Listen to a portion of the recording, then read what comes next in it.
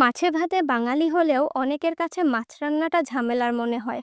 কারণ মাছ রান্নার সঠিক পরিমাপ আর কখন কি কোনটা দিতে হবে সেটা অনেকেই জানেন না।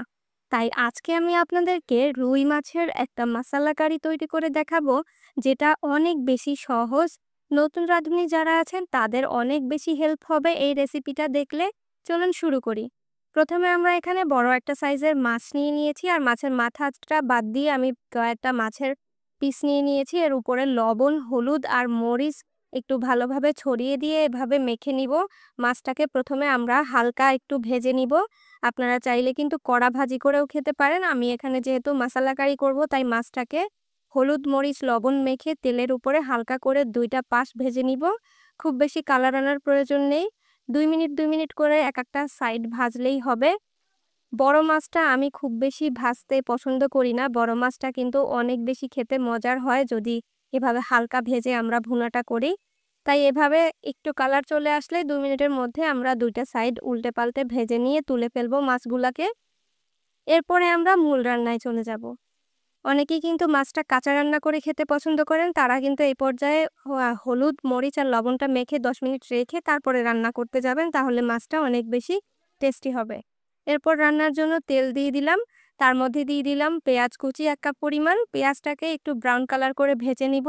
যখন এরকম কালার চলে আসবে তখন এর মধ্যে বাটা মসলা এবং গুঁড়া মসলাগুলো দিয়ে দিব। এখানে দিয়ে দিচ্ছি পেঁয়াজ এবং রসুন একসাথে বেটে নিয়ে ৪ টেবিল চামচ পরিমাণ, লাল মরিচের গুঁড়া ২ টেবিল চামচ পরিমাণ, লবণ ১ টেবিল চামচ পরিমাণ, জিরার গুঁড়া ১ টেবিল চামচ পরিমাণ, হলুদ ১ টেবিল চামচ পরিমাণ। সামান্য পরিমাণ পানি দিয়ে মশলাটাকে কষিয়ে নিচ্ছি।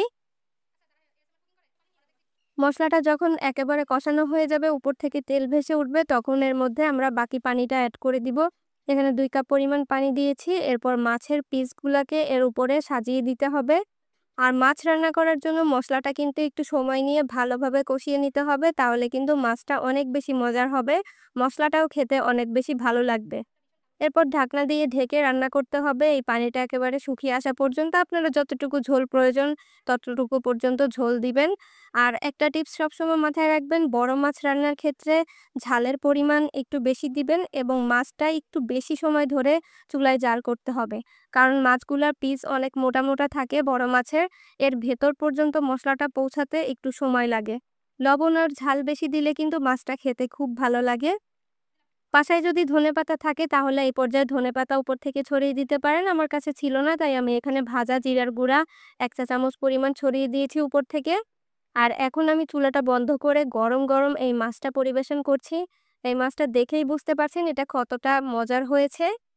যারা নতুন রাঁধুনি আছেন তারা কিন্তু চাইলে আমার এই রেসিপিটা ফলো করে শ্বশুরবাড়িতে অথবা নিজের বাসায় বসে রান্না করে খেয়ে দেখতে পারেন। নিশ্চয়ই সবাই খুব পছন্দ করবে। এভাবে রুই মাছ অথবা কাতলা মাছ আপনারা মশলা কারি করে গরম গরম ভাতের সাথে পরিবেশন করবেন, দেখবেন এটা খেতে অনেক বেশি মজার হবে। নিশ্চয়ই আজকের রেসিপিটা আপনাদের ভালো লেগেছে, আর ভালো লেগে থাকলে লাইক, কমেন্ট এবং শেয়ার করতে ভুলবেন না। দেখা হবে আরো মজার মজার রেসিপি নিয়ে নেক্সট এপিসোডে। সবাই ততক্ষণ ভালো থাকবেন। আল্লাহ হাফেজ।